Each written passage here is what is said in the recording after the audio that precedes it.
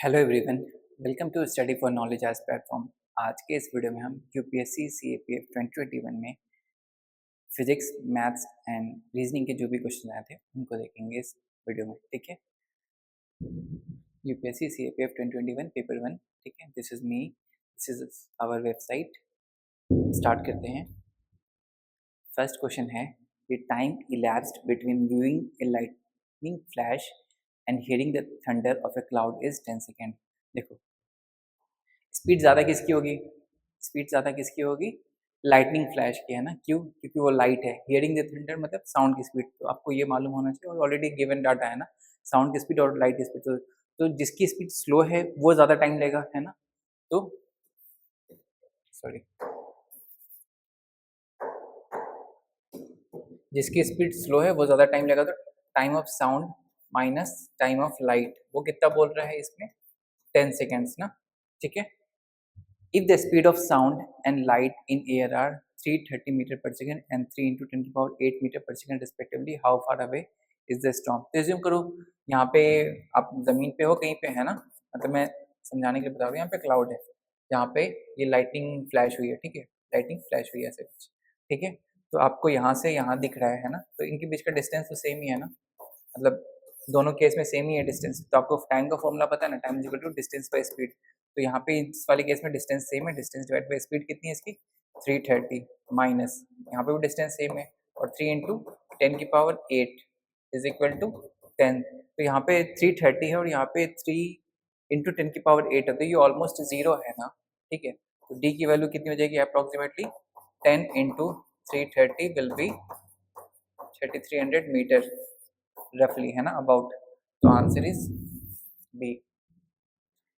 ठीक है, हमने जो स्पीड मतलब जो साउंड की जो स्पीड है उसके कोरस्पॉन्डिंग हमने टाइम लिखा है, और टाइम साउंड को आने में ज़्यादा लगेगा इसलिए मैंने पहले उसे लिखा है। उसमें से जो लाइटनिंग हुई है उसकी लाइट को पहुंचने में जो टाइम लगा है, क्योंकि इसकी स्पीड ज़्यादा है तो टाइम कम लगेगा, इसलिए माइनस में लिखा है इसको। इज इक्वल टू उन दोनों के बीच का टाइमिंग गैप कितना? 10 सेकेंड। इस हिसाब से मैंने इक्वेशन फॉर्म करके सॉल्व किया है। ठीक है, और क्योंकि ये रफली बहुत बड़ी वैल्यू है तो ये ऑलमोस्ट जीरो एज्यूम कर लिया मैंने इसके कंपेरिजन में, तो यहाँ पे हमारा अबाउट 3300 मीटर आ गया आंसर। ठीक है, नेक्स्ट क्वेश्चन में मूव करते हैं। What is the approximate wavelength of violet light in air? देखो, वॉयलेट लाइट का wavelength around 385 nanometre to 400 something होता है, मुझे एग्जैक्टली वैल्यू मालूम नहीं, मतलब 3 समथिंग टू 400 के बीच में है। तो इनमें से कौन सा वैल्यू 300? ये नैनोमीटर है ना। ठीक है, नैनोमीटर में है ये वैल्यू। तो नैनोमीटर को आपको यहाँ पे वैल्यू माइक्रोमीटर में दिया हुआ है, तो बेसिकली नैनोमीटर को आपको माइक्रोमीटर में कन्वर्ट करने के लिए आपको 1000 से डिवाइड करना पड़ेगा। ठीक है, तो 1000 से डिवाइड करेंगे तो कितनी हो जाएगी value? 0.385 micrometre to 0.4 something something micrometre. Exactly value मालूम नहीं मुझे, इसलिए मैं अभी लिख नहीं रहा हूँ। ठीक है, लेकिन मुझे ये आइडिया है कि 300 समथिंग टू 400 समथिंग है। ठीक है, तो ये माइक्रोमीटर टू माइक्रोमीटर है। अभी यहाँ पे इन दोनों के बीच में कौन सी वैल्यू लाई कर रही है? दिस वैल्यू ना। ठीक है, 0.4 माइक्रोमीटर। ठीक है, वॉयलेट लाइट की वेवलेंथ पूछी है। ठीक है, नेक्स्ट क्वेश्चन में मूव करते हैं। ये आपको है ना क्या होता है ना, वेबिग्योर, वेबिग्योर कि आपको है ना सबकी फ्रीक्वेंसी और वेवलेंथ मालूम होनी चाहिए, सभी की, जरूरी नहीं है कि एक की, सभी की पूरी मालूम होनी चाहिए। ठीक है, फ्रीक्वेंसी एंड वेवलेंथ वेबिग्योर की पूरी अच्छे से याद कर लो। Radio waves, sound waves, sorry radio waves, microwaves, X-ray, Y rays, gamma rays, है ना, इन सभी की वैल्यू याद कर लो, ये इंपॉर्टेंट क्वेश्चन है। Which electromagnetic radiation is are used to cook food? ठीक है, देखो आंसर इज सी। क्यों है सी वो एक्सप्लेन कर रहा हूँ मैं। इंफ्रारेड क्यों यूज करते हैं? क्योंकि ये हीट डिस्ट्रीब्यूशन बहुत अच्छे से करता है। माइक्रोवेव रेडिएशन क्यों करते हैं? क्योंकि ये नॉन आयोनाइजिंग रेडिएशन है, जिससे मतलब आयोनाइजेशन नहीं होता। ठीक है, नॉन आयोनाइजेशन रेडिएशन, जिससे, और इनसे नॉन आयोनाइजेशन मतलब वाटर, क्योंकि फूड कंटेंट में वाटर होती है ना, तो उसको विदाउट आयोनाइज करने, विदाउट आयोनाइज किए बिना फूड को कुक करता है माइक्रोवेव्स। और इंफ्रारेड हीट को डिस्ट्रीब्यूट करता है, जिससे मतलब सभी चीज़ें अच्छे से पक जाए, मतलब ये नहीं कि ऊपर ऊपर सब पका अंदर खाली रह गया, है ना। ठीक है, मतलब खाली नहीं मतलब कच्चा रह गया। ठीक, तो C is the answer. Next, an object is placed 10 centimeter in front of a lens. The image formed is real, inverted of the same size as object. What is the focal length and nature of the lens? देखो ये आपको मालूम होगा, तो आपको ये पता है ये कॉन्वेक्स लेंस के बारे में बात कर रहे हैं. ठीक है, ये है फोकस, ये है 2f, ये है फोकस, ये है 2f. कोई ऑब्जेक्ट फोकस पे होता है ना, तो पता है इसकी इमेज कहाँ बनती है? उसकी इमेज बनती है, सॉरी,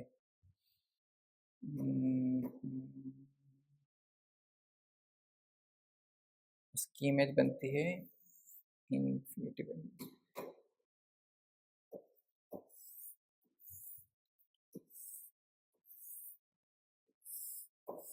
कोई ऑब्जेक्ट फोकस पे होती है तो उसकी इमेज बनती है इनफाइनाइट पे. ठीक है, बट यहाँ पे क्या बोला, सेम इमेज है ना, सेम इमेज की हाइट भी है, लेंथ भी है, सब कुछ, बस इन्वर्टेड हो गया. तो वो कहाँ पे होगा?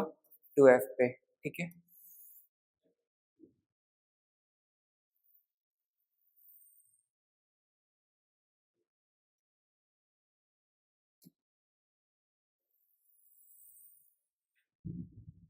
यहाँ पे जो इमेज होगा वो ऐसा होगा. ठीक है, तो 2f की ये प्रॉपर्टीज आपको ये क्वेश्चन देख के समझ में आना चाहिए. ठीक है, तो यहाँ पे क्या बोल रहा है, the object is placed 10 centimetre in front of lens. तो ये यहाँ की यहाँ तक की लेंथ 10 सेंटीमीटर, मतलब 2f is equal to 10 centimetre. तो f की वैल्यू कितनी होगी?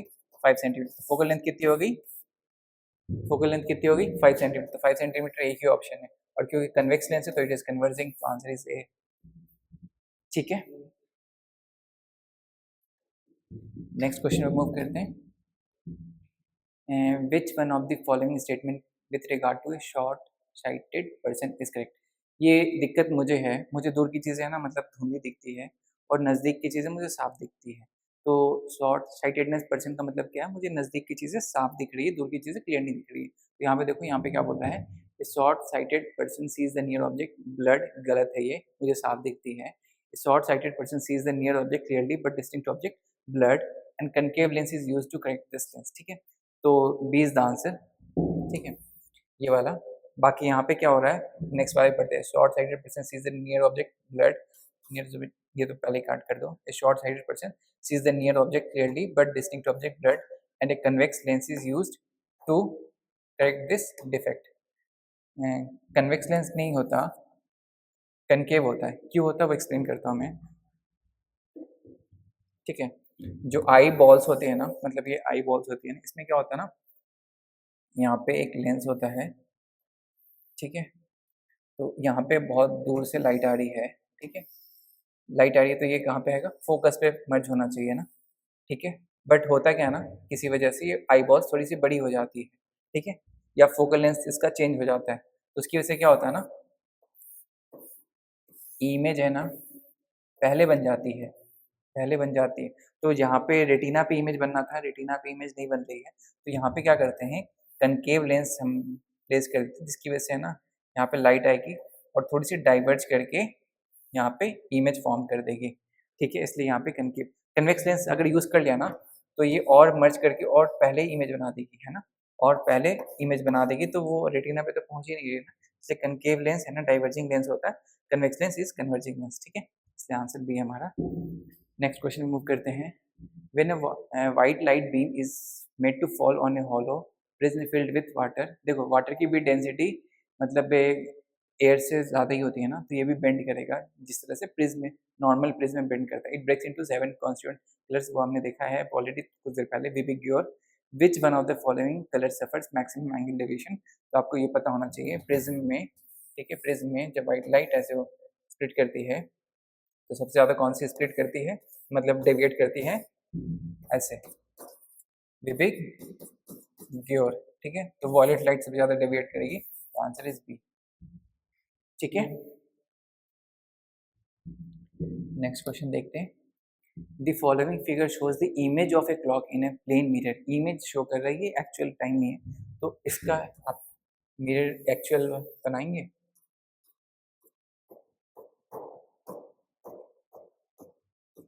ठीक है, तो ये 2 और 3 के बीच में है.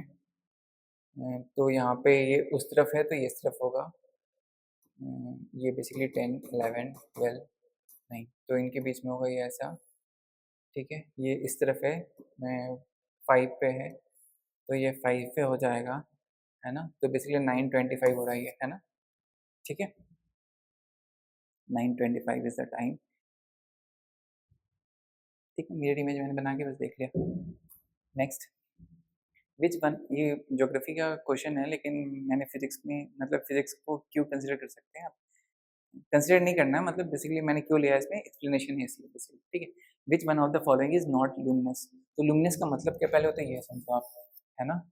एक लाइट होती है, इलेक्ट्रिक बल्ब होती है ना, इलेक्ट्रिक बल्ब, ठीक है। तो इसमें से क्या होती है, लाइट निकलती है ना, वो आप स्विच ऑन करते हो, फिलामेंट होती है, अभी एलईडी बल्ब भी आ गई है ना, तो लाइट यहाँ से निकलती है, तो ये क्या है, लुमिनस ऑब्जेक्ट। सन क्या है, सन के अंदर से लाइट आ रही है, क्यों आ रही है, क्योंकि हीलियम, मतलब हाइड्रोजन प्लस हाइड्रोजन लेके हीलियम बन रहा है, तो इसकी वजह से, रिएक्शन की वजह से काफ़ी बड़ा सा रिएक्शन हो रहा है, जिसकी वजह से लाइट बाहर आ रही है, ठीक है। तो इनमें से है ना, कौन सा ऐसा चीज़ है जहाँ से लाइट नहीं आती, तो आपको सन का तो पता है, और जुपिटर का पता है कि ये प्लानिट है, जुपिटर क्या है, दिस इज प्लानिट, प्लानिट, तो ये लाइट नहीं निकलती, उसने बोला नॉट ए लुमिनस ऑब्जेक्ट, तो आंसर तो आपको ये आ गया। आपको प्रोक्सिमा सेंचुरी और अल्फा सेंचुरी नहीं भी मालूम होता, तब भी आप आंसर कर पाते, मतलब मैं ये बताना चाहता हूँ इस क्वेश्चन को, कि आपको अगर क्वेश्चन समझ में आ गया तो लॉजिकली भी you can answer the question, अगर सारे ऑप्शन आपको मालूम भी नहीं है तो, ठीक है। और लुमिनस का मतलब आपको ये मालूम होना चाहिए था, इसलिए मैंने बस ये क्वेश्चन दिया है, ठीक है। बाकी आपको आंसर मालूम हो गया इस क्वेश्चन का। नेक्स्ट क्वेश्चन मूव करते हैं। Let electric current of 1.5 ampere, तो इलेक्ट्रिक करंट को डिनोट करते हैं आई से, 1.5 ampere flow through incandescent lamp in a circuit, what is the amount of charge that flows through it in 10 millisecond, तो time is equal to 10 millisecond, तो basically कितना हो गया time, 10/1000 second is equal to 1/100 second, ठीक है। तो formula आपको मालूम होना चाहिए, I is equal to Q by T, तो क्यू की वैल्यू पूछी है उसने, आई इंटू टी, तो आई की वैल्यू कितनी है, 1.5 into 1/100 is equal to coulomb, ठीक है।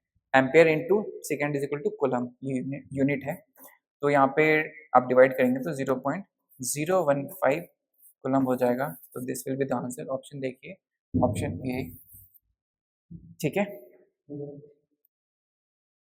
नेक्स्ट क्वेश्चन में मूव करते हैं। Which one of the following is not a renewable energy source, तो सनलाइट रिन्यूएबल है, हमेशा सन चल रहा है, बहुत सालों तक और चलेगा, है ना। मतलब विंड एनर्जी क्या है, प्रेशर डिफरेंस होगा तो ये खुद ब खुद विंड फ्लो करने लगती है, तो ये भी हमेशा के लिए है। न्यूक्लियर एनर्जी क्या है, यहाँ पे ये यूरेनियम या प्लूटोनियम या फिर थोरियम यूज़ करता है, तो ये है ना रिन्यूएबल एनर्जी सोर्स नहीं है, ठीक है। हाइड्रोइलेक्ट्रिक ये वाटर यूज़ करता है, तो वाटर हमारे पास इतना सारा है ना, तो ये भी part of renewable energy source है। Nuclear is not the renewable energy source, so answer is C, ठीक है। नेक्स्ट क्वेश्चन मूव करते हैं। The speed of wind is measured by anemometer, ठीक है। बैरोमीटर किसके लिए यूज करते हैं, प्रेशर के लिए, ठीक है। एनेमोमीटर विंड की स्पीड को मेजर करने के लिए यूज करते हैं, ठीक है। नेक्स्ट क्वेश्चन मूव करते हैं। 8 metallic balls of 1 centimeter radius each are melted into one ball. The diameter of the new ball is, देखो यहाँ पे 8 मेटालिक बॉल्स, तो मतलब 8 मेटालिक बॉल है जिसकी रेडियस कितनी है, 1 सेंटीमीटर, ठीक है। इनको मेल्ट किया गया, तो इनकी वॉल्यूम जो भी थी उनको 8 को मिक्स करके जो फाइनल बनेगी बॉल उसकी वॉल्यूम सेम होगी, तो इनकी वॉल्यूम कितनी है, 8 into 4/3 pi 1³ is equal to जो फाइनल ओवरऑल वॉल्यूम आएगी वो भी सेम आएगी, तो यहाँ पे 8 बोलते हैं इसलिए 8 से मल्टीप्लाई किया, इनकी पूरी जो मेल्ट करके एक मर्ज किया तो उनकी वॉल्यूम भी सेम होगी, 4/3 पाई r³, तो 4/3 पाई से तो 4/3 पाई कैंसिल करो, यहाँ पे 1³ इज इक्वल टू 1, तो 8 इज इक्वल टू r³, तो r की वैल्यू कितनी आ गई 2, है ना। बट इसने रेडियस नहीं पूछा, इसने diameter of the new ball पूछा है ना, diameter of the new ball, diameter क्या होता है, 2 आर, तो 2 into 2 is equal to 4 centimetre is the answer, answer is 2 centimetre. ठीक है, उन्होंने 2 सेंटीमीटर सबसे पहले ऑप्शन दिया है कि आपका आंसर 2 सेंटीमीटर है। अब बिना सोचे हुए लगा दो, बट आंसर रेडियस नहीं पूछ रहा, डायमीटर पूछ रहा होगा, है ना, तो थोड़ा ध्यान से। नेक्स्ट क्वेश्चन में मूव करते हैं। The ratio of monthly income of A and B is this: the ratio of their expenditure is 2:3. If each of A and B saves 1,000 per month, then what will be the monthly income of B? देखो, सबसे पहले तो monthly income of A कितना हो जाएगा 7x, B कितना हो जाएगा 10x, ठीक है, ये इनकम है। नेक्स्ट क्या एक्सपेंडिचर, एक्सपेंडिचर क्या हो जाएगा 2y 3y, सेव कितने करे दोनों 1000 और 1000, ठीक है। तो income is equal to expenditure plus saving होता है, तो इक्वेशन ऑफ फॉर्म कीजिए 7x is equal to 2y plus 1000, है ना। फिर नेक्स्ट क्या लिखेंगे आप 10x is equal to 3y plus 1000, ठीक है। तो मंथली इनकम ऑफ उसने क्या पूछा है बी पूछा है, बी पूछा है मतलब आपके लिए 10x की वैल्यू पूछी है ना, व्हाट इज दिस, ठीक है।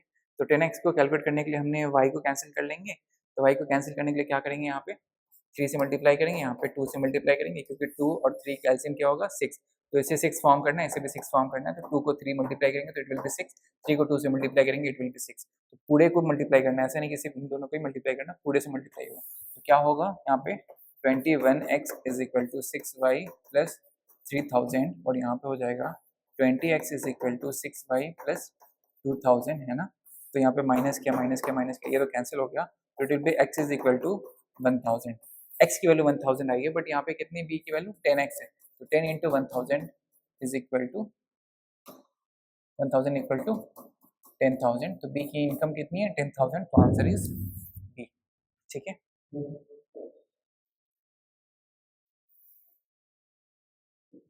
नेक्स्ट क्वेश्चन पे मूव करते हैं। A and B together can finish a job in 20 days, ठीक है, A and B can finish a job in 20 days, तो यहाँ पे एफिशिएंसी लिखते हैं, ठीक है, सॉरी एफिशिएंसी लिखते हैं यहाँ पे, हमें नहीं पता भी एफिशिएंसी क्या है, ठीक है। फिर next B and C can finish the same job in 30 days, efficiency क्या नहीं मालूम। A and C together can finish a job it in 24 days, A 24 days, और इसकी एफिशिएंसी कितनी है नहीं मालूम, तो ये तीनों मिलाकर बेसिकली सेम होगा।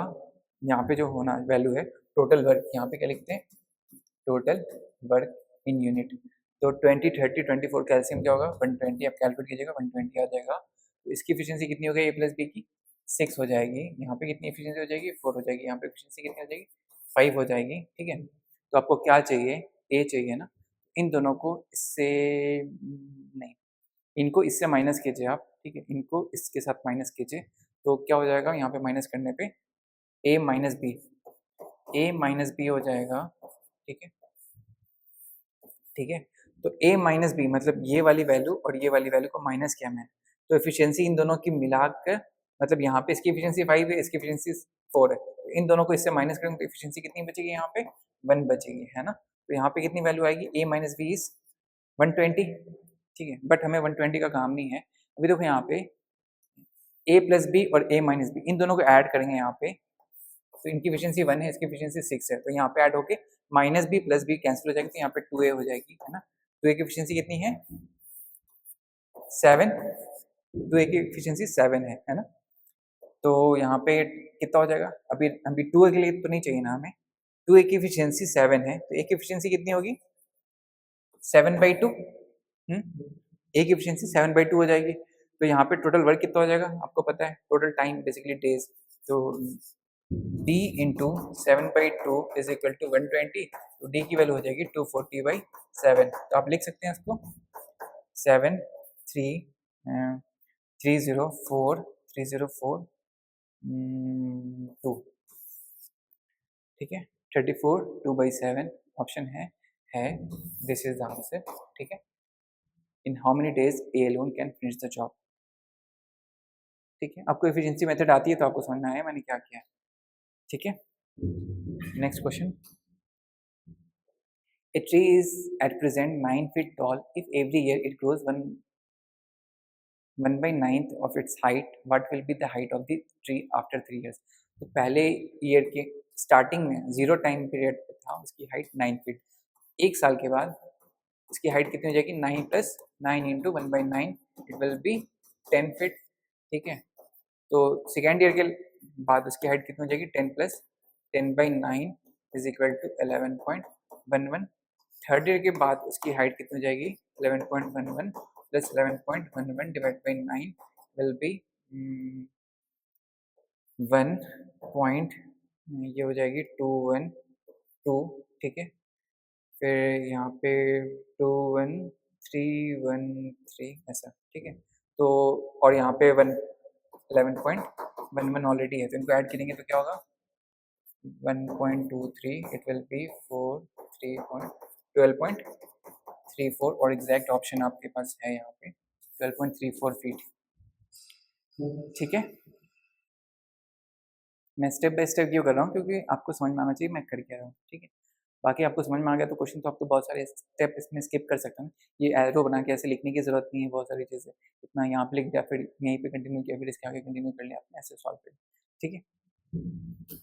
नेक्स्ट क्वेश्चन मूव करते हैं। If 1 March of year is Sunday, if 1 March is Sunday, तो रेफरेंस ईयर हमारे पास आ गया, रेफरेंस डे आ गया, ठीक है। Which day will be the first Feb of the next year, तो देखो मार्च से हमें कब कहाँ पे जाना है, फर्स्ट फैब जाना है नेक्स्ट ईयर, तो इसमें लीप ईयर का तो कोई टेंशन ही नहीं है ना, क्योंकि फैब के वो 28-29 डेज इसमें इन्वॉल्व ही नहीं हो रहे, तो हमें मार्च से स्टार्ट करना है फैब तक पहुँचना है, तो इनके आगे कितना दिन आगे मुझे शिफ्ट करना है तो वो हम पता कर सकते हैं। यहाँ पे संडे है तो मार्च में कितने दिन बच रहे हैं 30, अप्रैल में कितने दिन है 30, मई में, जून, जुलाई, अगस्त, सितंबर, अक्टूबर, नवंबर, दिसंबर, जनवरी और फैब का फर्स्ट हमें लेना पड़ेगा यहाँ पे डिवाइड बाई 7, ठीक है। आप या तो सबको ऐड करके डिवाइड करो या इंडिविजुअली डिवाइड करके चल सकते हो ना, 2 + 2 + 3 + 2 + 3 + 3 + 2 + 3 + 2 + 3 + 3 + 1, तो ये 7 हो गया, ये तो एग्जैक्टली डिवाइड हो जाएगा ना, जो 7 हो रहा है पेयर उनको हटाते चलते हैं, 7 7 7, ठीक है। यहाँ पे कितना हो गया, ये हो गया 8/7, तो बेसिकली रिमाइंडर विल बी 1, तो एक दिन शिफ्ट करना है, तो first Feb will be Monday, ठीक है। तो आंसर इज मंडे, ठीक है।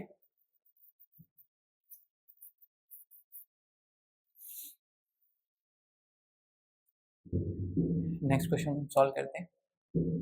ABC starts a business by investing 7,000, 8,000, 12,000 respectively. After a year, B gets 3,200 as his share of profit. A, B और C 7K, 8K और 12K कर रहे invest, तो ये कितना हो गया 27,000 बेसिकली, K का मतलब 1000 है, तो 27,000 इन्वेस्ट किया इन्होंने।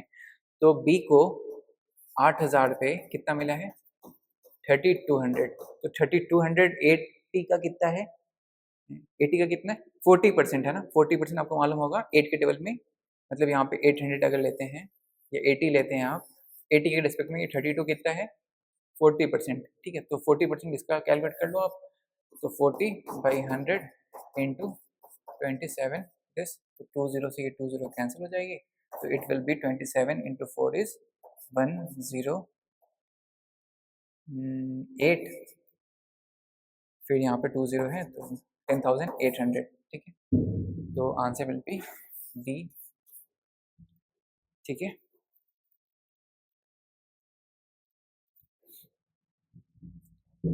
Next, in a stock clearance sale a shopkeeper gives 40% off on all his items. He incurs a loss of 25% by selling an item of marked price 2000. Which one of the following is the cost price of this item, ठीक है। Market price कितनी है 1200, ठीक है। MRP basically बोलते हैं ना, MRP कितनी है 2000, उस पर क्या किया है इसने 40% डिस्काउंट दे दिया, तो 40% ऑफ दिस इज 400, नहीं 400 नहीं 800, तो कितना हो गया 1200 इज दी सेलिंग प्राइस। तो इतने पे इसने सेल किया है, ठीक है, बट उसे लॉस कितने का हुआ है 25%। तो आपको पता है ना selling price equal to cost price minus, क्योंकि लॉस हुआ तो माइनस होगा, तो लॉस कितने का हुआ 25%, और लॉस किसके रिस्पेक्ट में होता है कॉस्ट प्राइस के रिस्पेक्ट में, है ना। तो यहाँ पे कितना हो गया बेसिकली 75% ऑफ कॉस्ट प्राइस, 75% को आप लिख सकते हैं 3/4 ऑफ कॉस्ट प्राइस, है ना। तो यहाँ पे सेलिंग प्राइस कितनी है 1200, तो आप इसको सिंप्लीफाई कर दो, यहाँ पे 3 से कैंसिल करोगे, it will B 400, 4 into 400 is 1600 is the cost price, ठीक है। तो आंसर इज सी, ठीक है।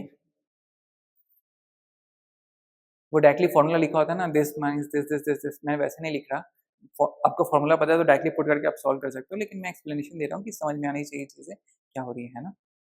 कभी फॉर्मूला डायरेक्टली फिट बैठता है, कभी नहीं फिट बैठता है, तो मैं मतलब लॉजिकली चल रहा हूँ कि आप सभी को समझ में आए, ठीक है। नेक्स्ट क्वेश्चन मूव करते हैं। The average age of Raj and his father is 45 years. तो राज प्लस फादर की एवरेज एज कितनी है 45 है, तो राज प्लस फादर की एज मिलाकर कितनी हो जाएगी 90।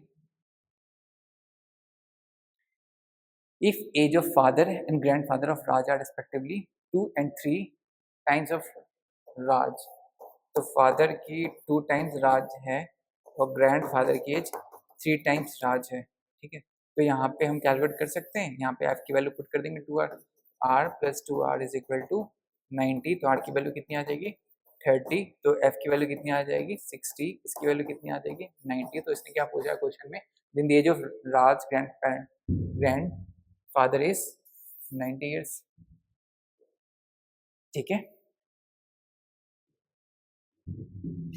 नेक्स्ट क्वेश्चन मूव करते हैं। The smallest number which when added to this becomes divisible by 20, 24 and 30। तो 20, 24 एंड 30 का पहले क्या करना है आपको एलसीएम कैलकुलेट करना है।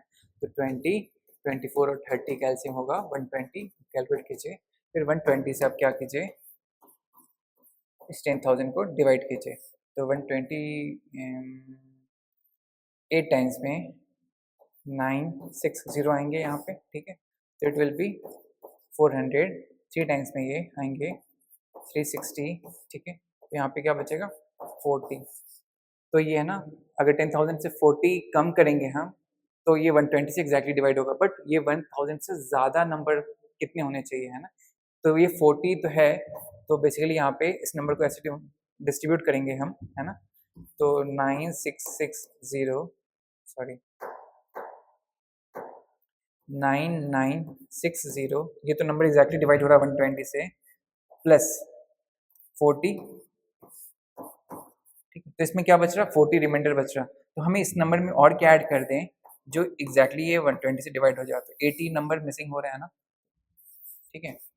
तो ये क्रॉस हो जाएगा basically 10,080 will be the number which will exactly divide by 120। तो हमें स्मॉलेस्ट नंबर क्या ऐड करना है 80 ऐड करना है, ठीक है।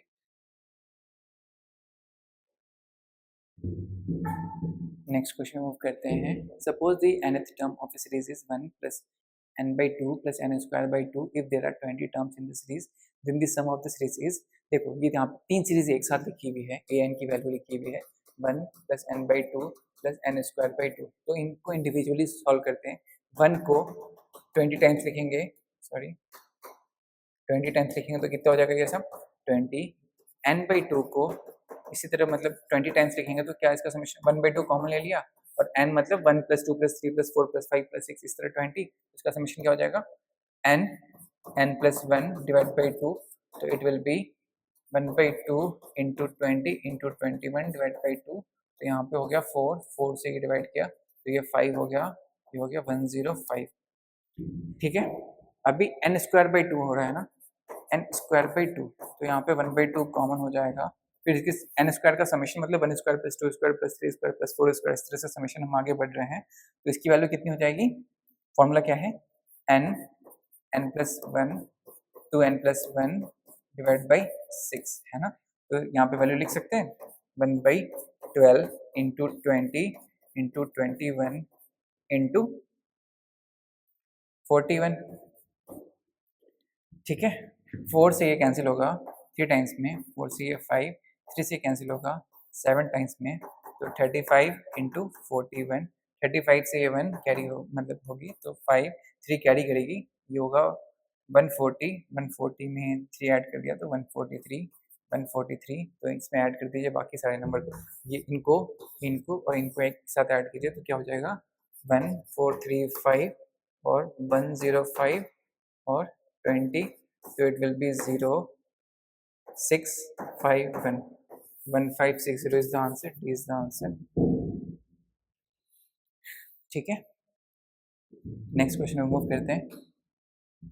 How many different words with और without meaning can be form by using the letter Covid.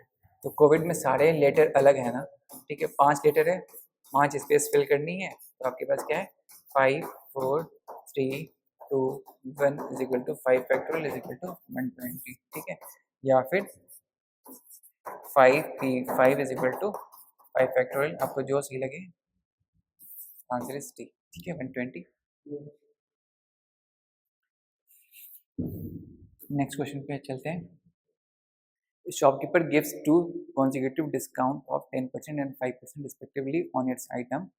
He then added 20% on its item. If an item has marked price 2000, how much more or less of actual price of the item a customer has to pay? ठीक है, तो basically क्या है 200 rupees, इस पर क्या किया उसने 10% डिस्काउंट दिया है पहले, तो 10% ऑफ 200 इज 200, तो 1800 हो गया ये.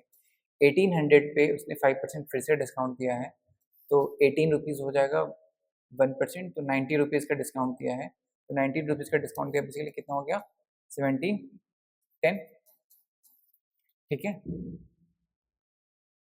1710 प्राइस हो जाएगी. इसके ऊपर कितना जीएसटी लगा है 20% जीएसटी लगा है ना, तो 20% जीएसटी कितना होता है 7010 की 20%, तो 171 इज दी 10%, तो इसका ट्वाइस, तो कितना हो जाएगा ये 2 हो जाएगा, ये 4 हो जाएगा, ये 1 कैरी करेगी, तो ये 342 हो जाएगा. 342 इसमें ऐड कीजिए, ठीक है, कितना हो रहा है ये 2 5 यहाँ पे 0 एंड 2 2052 हो रहा है, तो इसमें ज़्यादा कितना हो गया 52 डिवाइड बाई 2000 इंटू 100 है ना, तो यहाँ पे डिवाइड कर 20 से 20 कैंसिल, 0 एक डेसिमल आ गया, इट विल बी 2.6% मोर है ना, तो 2.6% मोर, तो आंसर विल बी 3, ठीक है.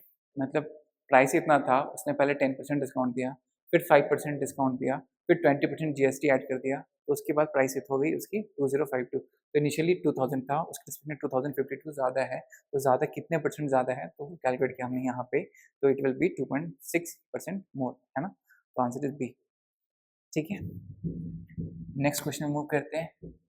The difference of compound interest and simple interest of a sum of money at the rate of 5% per year for 2 years is 250. The sum is, देखो formula आपको compound interest का directly मालूम नहीं होता, amount का मालूम होता, तो आप अमाउंट माइनस प्रिंसिपल कीजिएगा तो कंपाउंड इंटरेस्ट मिल जाएगा, ठीक है.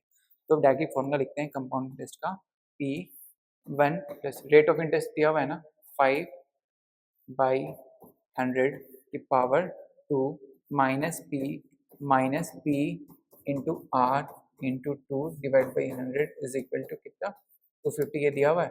ये क्या हो गया कंपाउंड इंटरेस्ट लिखा है, उसमें से मैंने माइनस किया है simple interest is equal to 250, ठीक है, ये वैल्यू गिवन है तो मैंने वही लिखा है. अमाउंट ये है amount minus principal is equal to compound interest, ठीक है. अब इसको सॉल्व करते हैं, सॉल्व कैसे करेंगे यहाँ पे, इसको तो पहले लिखेंगे P, यहाँ पे कैंसिल करेंगे तो ये कितना हो जाएगा 1/20, 1 plus 1/20 is 21/20% minus P minus ये 5 इंटू 2 इज 10, ठीक है, तो ये कितनी हो जाएगी value P divide by 10 is equal to 250 है ना. तो यहाँ पे इसको सिंप्लीफाई करेंगे, P कॉमन ले लेते हैं, फिर सॉल्व करते हैं. 441 divide by 400 minus 1 divide by 10 is equal to 250.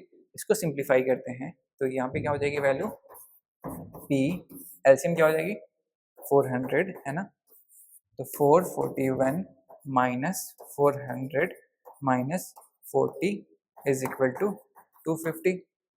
अभी 441 यहाँ पे 441 है, माइनस माइनस 400 माइनस 40 440 है ना, और डिवाइड बाई क्या है 400 है ना। तो P मतलब इसी को यहाँ पे आगे ऊपर लिख रहा था ऐसे, ठीक है चलो।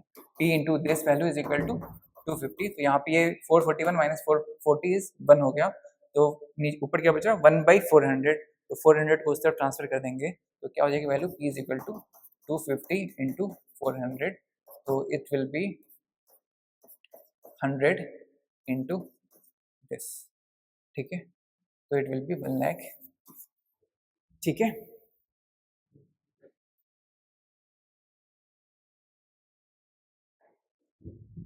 नेक्स्ट क्वेश्चन में मूव करते हैं। How much water is to be added to 75% ml alcohol so that the mixture contains 25% alcohol. तो बेसिकली ये बोल रहा है 75 ml जो अल्कोहल है, अभी इनिशियली वो पूरा 100% उसमें कितना वाटर मिक्स करें वो पूरे वॉल्यूम में 25% अल्कोहल हो जाए वो 75 ml। तो बेसिकली बोलना चाह रहा है टोटल वॉल्यूम में 25% इज 75 ml, ठीक है। तो अभी वाटर कितना ऐड करना है, वाटर कितना ऐड करना है, तो 25% अल्कोहल है तो वाटर कितना होगा 25%।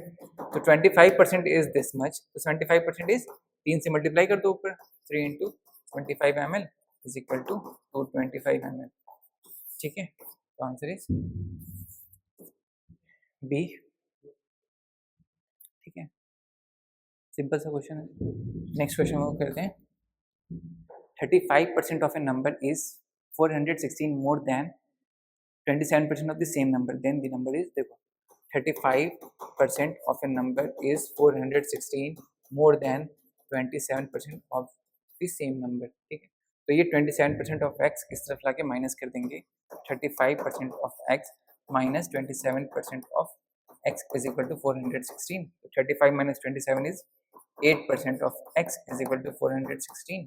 तो कितनी हो जाएगी 8/100 into x is equal to 416। X की वैल्यू कितनी हो जाएगी 416 इंटू 100 डिवाइड बाई 8 है ना। 8 से डिवाइड करेंगे तो यहाँ पे कितनी वैल्यू हो जाएगी 5 और 2, तो इट विल बी 50 200। तो आंसर इज ए, ठीक है। नेक्स्ट मूव करते हैं। हमने 2021 में जो फिजिक्स मैथ्स और रीजनिंग के क्वेश्चन आए थे वो सॉल्व कर लिए, ठीक है। Thank you for watching the video. अगर आप हमारे चैनल पे नए हैं तो प्लीज़ सब्सक्राइब करके जाइएगा। अगर वीडियो से आपको बेनिफिट हुआ तो प्लीज़ लाइक करके जाइएगा, और अगर कुछ डाउट है तो आप कमेंट सेक्शन में पूछ सकते हैं, आई विल रिस्पॉन्ड। और कुछ फीडबैक देना है तब भी आप कुछ कह सकते हैं, ठीक है। दिस इज़ आवर वेबसाइट, ठीक है। मिलते हैं आपसे अगले वीडियो में, तब तक के लिए अपना ख्याल रखें, bye, take care, all the best.